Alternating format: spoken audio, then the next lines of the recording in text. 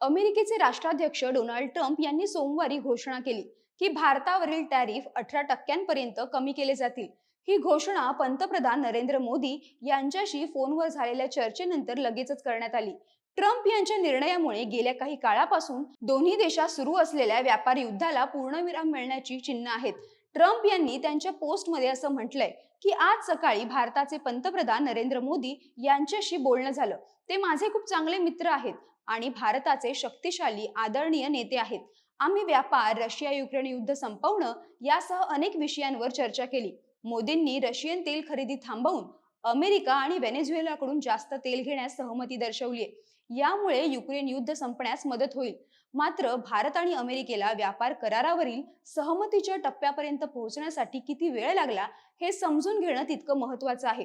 Trump नेमकं काय म्हणालेत? ट्रम्प आणि मोदी यांच्यात नेमकं काय ठरलंय? गेल्या काही महिन्यात भारत अमेरिका संबंधांमध्ये कसे चढउतार येत गेले? टॅरिफ कमी करण्याचा निर्णय कसा झाला आणि भारताला याचा फायदा कसा होईल? या करारातील महत्त्वाचे मुद्दे नेमके काय आहेत? या सगळ्याविषयी सविस्तर माहिती घेऊया या व्हिडिओतून. नमस्कार, मी अनिशा डोंबरे आणि कॅमेऱ्यावर आहेत सुमित घोरपडे. सोमवारी अमेरिकेचे राष्ट्राध्यक्ष डोनाल्ड ट्रम्प यांनी ट्रुथ सोशलवर पोस्ट करत सांगितलं की अमेरिकेनं भारताविरुद्ध जे 25% टॅरिफ लावलं होतं ते कमी करून 18% करण्यात आलंय. सोबतच ट्रम्प यांनी भारत आणि अमेरिकेदरम्यान व्यापार करारावर सहमती झाल्याचंही सांगितलंय. मात्र पंतप्रधान मोदी यांच्या एक्स वरील पोस्टमध्ये व्यापार कराराबाबत कोणतीही माहिती देण्यात आलेली नाही. विशेष बाब म्हणजे भारत रशियाकडून कच्चे तेल विकत घेतो. यावर आक्षेप घेत अमेरिकेनं 2025च्या ऑगस्ट महिन्यामध्ये भारतावर 50% टॅरिफ लादला होता. या 50%मध्ये 25% रेसिप्रोकल टॅरिफ आणि भारतानं रशियाकडून कच्च्या तेलाची खरेदी केल्यामुळे अतिरिक्त 25% टॅरिफचा समावेश होता. मात्र आता या नव्या करारानुसार हा अतिरिक्त दंड काढून टाकण्यात आला असून रेसिप्रोकल टॅरिफमध्येही कपात केली आहे. या नव्या टॅरिफ रचनेमुळे भारताला या प्रदेशातील इतर निर्यातदार देशांच्या तुलनेत अधिक फायदा मिळणार आहे. इंडोनेशिया, बांगलादेश आणि व्हिएतनामच्या तुलनेत भारतासाठी टॅरिफ मोठ्या प्रमाणात कमी झालंय. तसेच चीन आणि पाकिस्तानच्या तुलनेत देखील भारतीय मालावर लादलेलं टॅरिफ हे अत्यंत कमी झालंय. बरं, टॅरिफ तर कमी झालंच, पण याबरोबर डोनाल्ड ट्रम्प यांनी 3 मोठ्या घोषणा केल्यात. एक म्हणजे भारत आता रशियाकडून तेल खरेदी करणार नाही. भारत व्हेनेझुएलाकडून तेल खरेदी करेल किंवा हवं असल्यास अमेरिकेकडून तेल खरेदी करेल. मात्र रशियाकडून तेल विकत घेणार नाही असा ठाम दावा ट्रम्प यांनी केला. दुसरी महत्वाची घोषणा म्हणजे भारत येणाऱ्या काळामध्ये अमेरिकेकडून जवळपास $500 अब्ज खरेदी करेल, ज्यामध्ये ऊर्जा, तंत्रज्ञान, शेती आणि कोळसा अशा अनेक उत्पादनांचा समावेश असेल. तिसरी महत्वाची घोषणा अशी की भारताकडून अमेरिकेवर आकारल्या जाणाऱ्या टॅरिफचं प्रमाण हे टप्प्याटप्प्यानं शून्यापर्यंत आणण्याच्या दिशेनं भारत प्रयत्न करेल. तर दुसरीकडे पंतप्रधान मोदींच्या पोस्टमध्ये मात्र यापैकी मुद्द्यांचा उल्लेख देखील नाहीये. यामुळे ट्रम्प यांच्या या घोषणा एकतर्फी आहेत हे स्पष्ट होत आहे.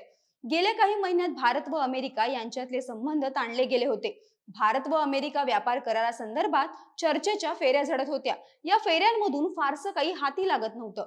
अखेर सोमवारी रात्री डोनाल्ड ट्रम्प यांनी पंतप्रधान मोदी यांच्याशी फोनवर चर्चा केल्यानंतर दोन्ही देशांमधील व्यापार कराराला अंतिम स्वरूप देण्यात आलं. या कराराची घोषणा देखील डोनाल्ड ट्रम्प यांनीच परस्पर केली. मात्र फोनवर झालेल्या चर्चेत ट्रम्प आणि मोदींमध्ये नेमकं काय काय ठरलंय याबाबत आता संभ्रम निर्माण झालाय. कारण ज्या बाबी डोनाल्ड ट्रम्प यांनी त्यांच्या घोषणेमध्ये ठळकपणे नमूद केल्यात त्या बाबींचा मोदी यांच्या सोशल मीडिया पोस्टमध्ये उल्लेख देखील नसल्यामुळे तर्कवितर्कांना उधाण आलंय. या संदर्भात मोदींनी केलेल्या पोस्टमध्ये नेमकं काय म्हटलंय ते पाहूयात. पंतप्रधान नरेंद्र मोदी यांनी एक्स पोस्टमध्ये लिहिलंय, माझे मित्र राष्ट्राध्यक्ष डोनाल्ड ट्रम्प यांच्याशी आज संवाद साधून आनंद झाला. आता भारतीय उत्पादनांवरचं टॅरिफ 18% कमी झालंय. 140 कोटी भारतीयांकडून डोनाल्ड ट्रम्प यांनी केलेल्या या घोषणेसाठी खूप खूप धन्यवाद. जेव्हा जगातल्या 2 मोठ्या अर्थव्यवस्था आणि सर्वात मोठ्या लोकशाही व्यवस्था एकत्र काम करतात तेव्हा त्यातून आपल्या जनतेचा मोठा फायदा होतो. यातून दोन्ही देशांच्या फायद्यासाठीच्या परस्पर सहकार्यासाठी असंख्य संधी खुल्या होतील.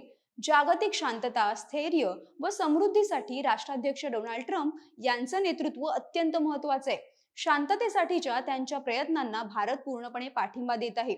भारत व अमेरिका यांच्यातील या भागीदारीला न भूतो न भविष्यती अशा उंचीवर नेण्यासाठी ट्रम्प यांच्या समवेत काम करण्यासाठी मी उत्सुक आहे. पण या दोन्ही नेत्यांच्या पोस्टमध्ये काही अत्यंत महत्त्वाच्या मुद्द्यांबाबत विरोधाभास दिसून येतोय. दोन्ही देशांमधील व्यापार करारावर चर्चा कधी सुरू झाली, गेल्या वर्षभरात नेमकं काय काय घडलं, यावर एक कटाक्ष टाकूया. नोव्हेंबर 2024 मध्ये अमेरिकेच्या अध्यक्षीय निवडणुकीचे निकाल जाहीर झाल्यानंतर हे आधीच स्पष्ट झालं होतं की 20 जानेवारी रोजी ट्रम्प जेव्हा पदाची शपथ घेतील तेव्हा त्यांचा agenda make America great again आणि विविध देशांसोबतच्या व्यापार करारांवर केंद्रित असेल. या शक्यतांचा अंदाज घेऊनच भारतानं प्रथम ट्रम्प सरकारसोबत चर्चा करण्यासाठी एक व्यापार शिष्टमंडळ स्थापन केलं. भारताचे पंतप्रधान मोदी यांनी स्वतः 13 ते 14 फेब्रुवारी दरम्यान अमेरिकेचा दौरा केला. ट्रम्प यांनी दुसऱ्यांदा राष्ट्राध्यक्ष पदाची शपथ घेतल्यानंतर मोदींचा हा पहिलाच दौरा होता. तसेच ट्रम्प यांच्या शपथविधीनंतर अमेरिकेला भेट देणाऱ्या पहिल्या काही जागतिक नेत्यांपैकी ते एक होते. या काळामध्ये भारतानं अमेरिकन ऊर्जा आणि शस्त्र खरेदी करण्यास सहमती दर्शवली होती. मार्च पर्यंत भारतानं द्विपक्षीय चर्चा सुरू करण्यासाठी प्रयत्नही सुरू केले आणि केंद्रीय वाणिज्य मंत्री पियुष गोयल यांनी वॉशिंग्टनला एक शिष्टमंडळ नेलं होतं. या सगळ्या प्रयत्नांना न जुमानता आणि त्यानंतरच्या काही घटनांमुळे दोन्ही देशांमधील व्यापार करारामध्ये अडथळा निर्माण झाला. शिवाय व्यापार तूट असल्याचं कारण देत अमेरिकेनं भारतावर 25% आयात शुल्क लादलं आणि त्यानंतर रशियाकडून तेल खरेदीवर अतिरिक्त 25% शुल्क लादलं. याचा अर्थ आता भारतावरील एकूण 50% टॅरिफ हा रद्द करण्यात आलाय. म्हणजेच भारत अमेरिका या दोन्ही देशांमधील व्यापार करारावर जवळजवळ एक वर्ष चर्चा सुरू होती. दरम्यान पहलगाम हल्ल्याच्या पार्श्वभूमीवर भारत पाकिस्तान संघर्ष हा आपल्यामुळेच थांबला असा दावा ट्रम्प यांनी वारंवार केला, जो भारतानं वेळोवेळी फेटाळला. तसेच नोबेल शांतता पुरस्कारासाठी ट्रम्प यांचं नाव सुचवण्यासाठी भारतानं विशेष प्रयत्न केले नाहीत किंवा त्यांच्या नावाचा साधा उल्लेखही केला नाही. यामुळे ट्रम्प यांचा भारतावर राग होता असं विश्लेषकांचं म्हणणं आहे. त्यामुळेच त्यांनी टॅरिफ वाढवून 50% इतका केला. पण अखेर ट्रम्प यांना मोदींच्या राजनैतिक हुशारीपुढे नमतं घ्यावंच लागलं. भारताला कमी लेखण्याचा किंवा जागतिक पातळीवर भारतावर दबाव आणण्याचा प्रयत्न पुन्हा फसला. परराष्ट्र धोरणासंदर्भात भारतावर दबाव टाकण्याची ही अमेरिकेची पहिलीच वेळ नाही. यापूर्वीही अमेरिकेनं ही चूक केली होती. 1998 मध्ये अटल बिहारी वाजपेयी हे पंतप्रधान असताना पोखरणमध्ये भारतानं 5 अणुचाचण्या करून स्वतःला अणुऊर्जा संपन्न देश म्हणून घोषित केलं. या चाचण्यांचा अमेरिकेच्या गुप्तचर यंत्रणेला सुगावा लागला नव्हता, ज्यामुळे अमेरिकेचे तत्कालीन राष्ट्राध्यक्ष बिल क्लिंटन यांनी संताप व्यक्त केला आणि 13 मे 1998 रोजी भारतावर आर्थिक आणि लष्करी निर्बंध लादण्याची घोषणा केली. त्याच काळात क्लिंटन यांनी भारतावर दबाव टाकण्याचा प्रयत्न केला होता.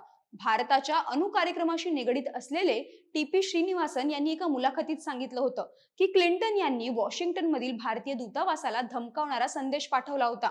मी बर्लिनला जातोय, तिथे पोहोचायला मला 6 तास लागतील. जर तोपर्यंत भारत सरकारनं विनाअट CTBT करारावर सह्या केल्या तर मी भारतावर कोणतेही निर्बंध लावणार नाही. या कठीण काळात भारतानं आर्थिक सुधारणा आणि मुत्सद्देगिरीच्या जोरावर या निर्बंधांचा सामना केला. भारतावर लादलेल्या या निर्बंधांचा काहीही नकारात्मक परिणाम होत नाहीये हे पाहून अमेरिकेनं स्वतःहून 2002 मध्ये हे निर्बंध मागे घेतले. आताही अमेरिकेनं तेच केलं. पण अमेरिकेला कदाचित हे ठाऊक नाहीये की भारत तेव्हाही झुकला नाही आणि तो आताही झुकणार नाही. 21व्या शतकातला भारत तर आणखी एक पाऊल पुढे आहे, जो जागतिक नेतृत्व म्हणून उदयास येतोय. त्यामुळे अमेरिकेनंच आता पुन्हा एकदा भारतासमोर नमतं घेतलं आणि लादलेला 50% टॅरिफ हा 18% पर्यंत कमी केलाय. आणि हेच भारताचं मोठं यश आहे असं म्हणायला हरकत नाही. या सगळ्याविषयी तुम्हाला काय वाटतं ते कमेंट करून नक्की कळवा. व्हिडिओला लाईक करा, शेअर करा आणि महा MTBच्या YouTube चॅनलला सबस्क्राईब करायला विसरू नका. धन्यवाद.